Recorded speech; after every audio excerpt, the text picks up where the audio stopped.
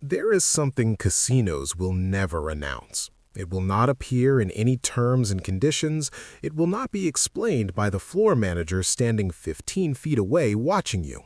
It will not be printed in any welcome brochure. But it is real, and it is happening every single time you sit down and begin your session. Most gamblers go their entire lives never understanding why they lose in the same patterns at the same moments. They think it is bad luck. They think they chose the wrong machine. They are wrong. The timing is not random. The pattern is not accidental.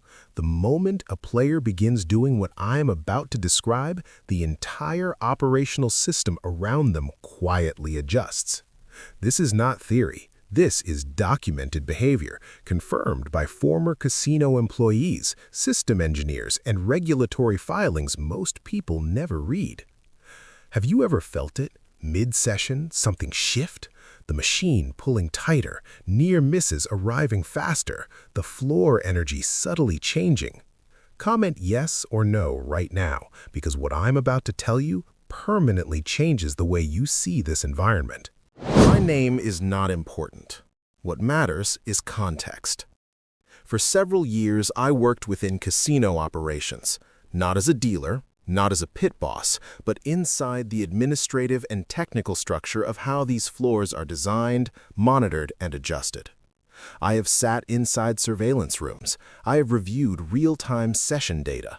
I have watched analytics software track individual players with a precision that would disturb most people at those machines.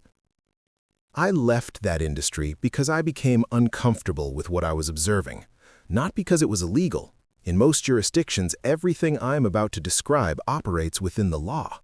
That is the most unsettling part. What you are about to hear is not conspiracy. It is architecture.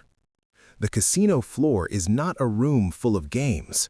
It is a behavioral system, engineered, tested, and refined to accomplish one objective: extract money with maximum efficiency and minimum player awareness. When a player, mid-session, begins doing what I'm going to describe, that system notices. It logs it. The player never realizes it happened. Here is what most players believe. They believe the casino is a fair, regulated environment, that random number generators produce genuinely unpredictable outcomes, that their behavior during a session has no consequence on what the machine does next, that if they play long enough, the odds will eventually balance out. Every single one of these beliefs is either false or dangerously incomplete. The house edge is real and fixed, true, but the timing of wins and losses within a session, the emotional rhythm of the experience, none of that is passive. The casino is not waiting for probability to run its course. It is actively managing the psychological environment around every player on that floor. Players who break that management system introduce inefficiency. That disruption is something casino management watches carefully. Most players have no relationship with time inside a casino. That is intentional. No clocks on the walls, no natural light. The ambient sound environment creates suspended reality. Hours feel like minutes, and the concept of a session end becomes psychologically difficult to hold.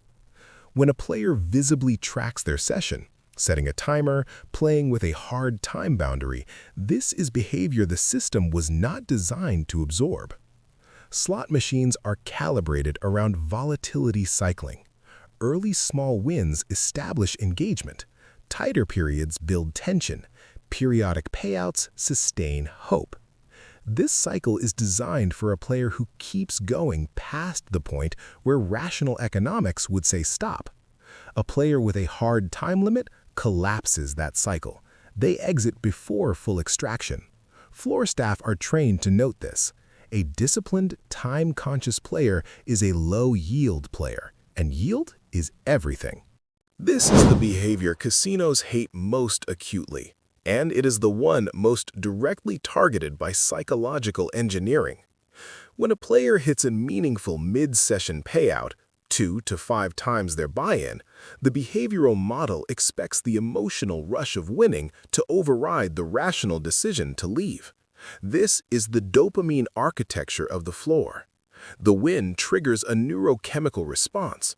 The player feels elevated, confident, invincible. The machine sounds, the lights, the congratulatory noise all amplify that state. In that state, the player makes their worst decisions. They increase bets, they stay, they give it all back. The player who walks away immediately after a significant win has defeated the single most powerful psychological mechanism the casino deploys. That is the primary extraction engine, bypassed entirely. When a player quietly drops their bet mid-session, from $5 to $1, from maximum lines to minimum, on the surface this is a personal financial decision, but it signals something to the machine's session tracking that most players never consider.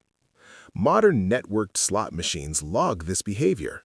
Variable bet reduction is one of the strongest predictors of a player approaching their loss threshold.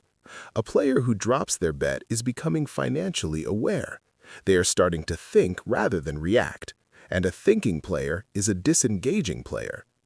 Gaming management systems by companies like IGT and Scientific Games have documented functionality that adjusts reinforcement frequency, near misses, small wins, within legal variance parameters based on engagement signals. This is in the patent filings. The machines are designed to respond. A player who stops playing deliberately, not because they ran out of money, but as a conscious pause, creates a specific problem for the casino model. The machine generates no revenue, but more critically, the player is doing something dangerous, allowing their emotional state to reset. Every experienced gambler knows the sensation of being in the game: heightened focus, narrowed attention, altered time perception. Neuroscientists have documented this state. It resembles a flow state combined with stress response activation. It clouds judgment and makes losses feel recoverable. A deliberate pause breaks that state. When the player returns, they are closer to their neurological baseline. And a baseline state player makes dramatically different financial decisions than an activated state player. The casino's entire design philosophy is built around sustaining activation. Disrupting that activation is one of the most practically effective things a player can do. Which of those 4 behaviors have you personally used, even without realizing it was disrupting the system? Type the number 1, 2, 3, or 4. If you have used all 4, type ALL, because you have been doing something right without a manual. What I have described is operational, but there is a deeper layer. And this is where the conversation becomes genuinely disturbing. The casino floor is not designed around mathematics. Mathematics is the foundation, the house edge is real. But mathematics alone does not generate the revenue these properties produce. What generates it is behavioral engineering, the deliberate manipulation of human psychology to sustain gambling past rational decision-making. When you walk into a major casino, you enter a controlled sensory environment. Lighting is calibrated, warm, slightly dim, reducing alertness. Sound design layers music at specific tempos, machine effects tuned to trigger alertness without anxiety. Wind sounds are engineered to carry across the floor, keeping nearby players engaged. But the deepest layer is the reward cycle. Variable ratio reinforcement. Behavioral scientists identify this as the single most powerful conditioning tool in human psychology, the same mechanism that makes social media compulsive, documented in research going back to Skinner's original laboratory work. When rewards arrive unpredictably, the brain produces dopamine in anticipation, not just upon arrival. The waiting becomes the reward. The near miss, 2 matching symbols and a third just above the pay line, is not a loss. Neurologically, it activates almost identically to a win. The brain registers it as almost success, and almost success is more motivating than consistent failure. Near-miss frequency is a design parameter. It is not chance that you see near misses more than clean blanks. It is engineering. When a player understands this mechanically, the emotional hold weakens. Not because the odds change, because the illusion powering the compulsion begins to dissolve. The casino hates aware players. Not because awareness changes the math, because aware players do not extend sessions beyond rational limits. They do not chase losses. They do not treat a near miss as encouragement. Awareness is, in a very real operational sense, the casino's enemy. Nothing I have told you tonight gives you an edge over the house. The mathematics are not defeated by awareness. The house edge is persistent. Over a long enough timeline, it wins. That is arithmetic. What I am telling you is something different. The casino's ability to extract money beyond the mathematical baseline, to keep players past rational stopping points, to encourage bet escalation, to sustain sessions through loss chasing, that ability is not mathematical. It is psychological, and it is vulnerable to conscious disruption. A player who sets a hard time limit, walks away after a meaningful win, and refuses to interpret a near miss as encouragement, that player is not beating the casino, but that player is refusing to be harvested beyond the baseline. There's a difference between losing to the house edge and losing to behavioral manipulation stacked on top of that edge. The first is unavoidable if you choose to play. The second is not. This does not make gambling safe or profitable. It makes it honest, at least between you and yourself. What I have covered, session tracking, win-exit behavior, near-miss engineering, neurological manipulation, this is the first layer. There is a second layer. It involves loyalty card data and how casinos build behavioral profiles on individual players over months and years. How that data crafts personalized psychological triggers. How your comp offers are calculated to arrive at the exact moment your profile suggests you are most emotionally vulnerable. That conversation is darker. If you are ready for the next layer, comment the word system below. The casino floor is not a place of entertainment that occasionally produces gambling. It is a behavioral extraction system that occasionally produces entertainment. That distinction changes the way you walk through those doors. It changes where you sit, how long you stay, and what you do when you win. The house edge is the price of the game. Behavioral manipulation is the price of ignorance. You have just become slightly less ignorant. What I have shown you today is the surface.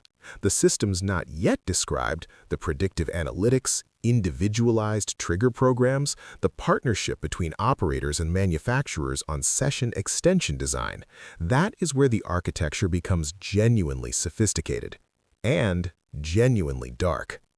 The deeper system is still running, right now, in every major casino property across this country, processing data, building profiles, calculating the exact conditions under which you are most likely to make decisions you will regret tomorrow morning. The question is not whether the system exists. The question is whether you walk back into it the same way you always have, or differently.